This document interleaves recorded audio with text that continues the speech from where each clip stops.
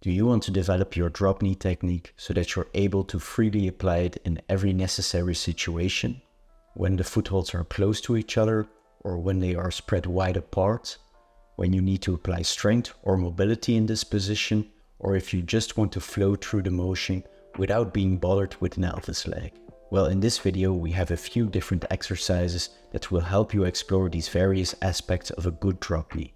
To make sure you develop within every particular facet of a drop knee, we will show you some strategies to improve when standing in a narrow and a wide foot position, where you need more of the strength and mobility aspect, and an exercise that will help you find flow in this internally rotated hip position. We will also provide you with regressions and progressions so that you can adjust each exercise to suit your level regardless of your current ability. So imagine this is your current drop knee ability.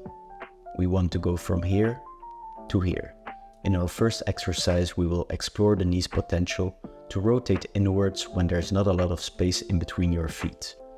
Although the primary function of a drop knee is to keep the hips close to the wall through internal rotation of the knee, we will also add an external rotation component to the exercise to build a well-balanced hip.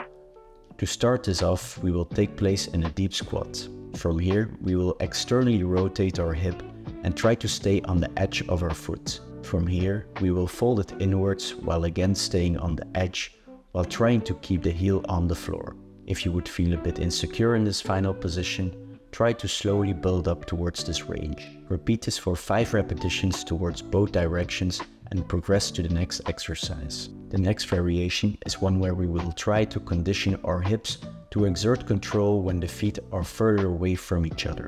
This is also the starting point for our 5th variation, where we will work on our fluidity, so pay close attention. And for a bonus, it will also help you condition your foot dorsiflexion to improve your toe hooks. So be aware, your tibialis anteriors might be burning after this one. Go and sit on the floor in a straddle sit and pull your toes towards your knees and keep this intention throughout the whole exercise. Imagine your feet are a pair of windshield wipers and bring them together from their vertical position towards a horizontal position. From here, rotate towards the other side and try to keep them symmetrically during the whole trajectory. Try to keep the knees extended and don't forget to pull your toes. Perform this for 2 minutes and try to gain a bit more range with every rotation. These 2 exercises demand a very low amount of intensity and are perfect to integrate into your warm-up. If you want more warm-up inspiration, feel free to download my movement warm-up guide for climbing in the description. This guide will give you access to a full body warm-up routine and will provide you with weekly movement insights to help you improve your climbing performance even more. For our 3rd variation, we will work further on this wide foot position while also working on our strength, mobility, balance and fluidity. A crucial element of a drop knee is that it allows us to transfer our downwards pressure from the feet towards a lateral pressure, which makes this exercise even more drop knee specific. You're going to start from a comfortable wide position with your feet pointed forwards and will rotate 1 foot inwards and 1 foot outwards until both feet are on one vertical line. From here you maintain your balance for 3 to 5 seconds and you will rotate back to the middle and continue to the other side. With each rotation you will feel your feet slide a bit further apart. Repeat this for 5 to 10 times towards each side and try to maintain your balance. For this one there was already a big strength and mobility component, but for the next one you will really build the strength in those end range positions. Start again from your wide stance and lower yourself on one side while maintaining an extended knee on the other. Continue down until you touch the floor in a slow and controlled manner, and from here fold the knee inwards again. Reverse the motion and perform the same exercise on the other side.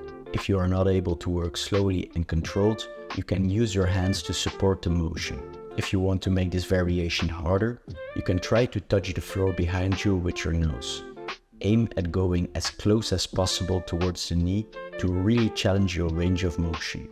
And for our final exercise, we will try to bring some of our previous variations together and create a fluent transition between them. Integrating different movements with each other is key to anchor newly learned elements into our nervous system. It will also help you make the link that if you perform a drop knee towards one side, that is the same side hand that will make the motion from here. We will start again from our windshield wipers and from here transition towards our deep squat position. It is advised to perform this exercise barefooted to really get deep into that dorsiflexion. Drop your feet again to the same side and from here pull your feet inwards. Make sure that you bring your heel in contact with your knee, and just as in the previous variation, never lose the dorsiflexion.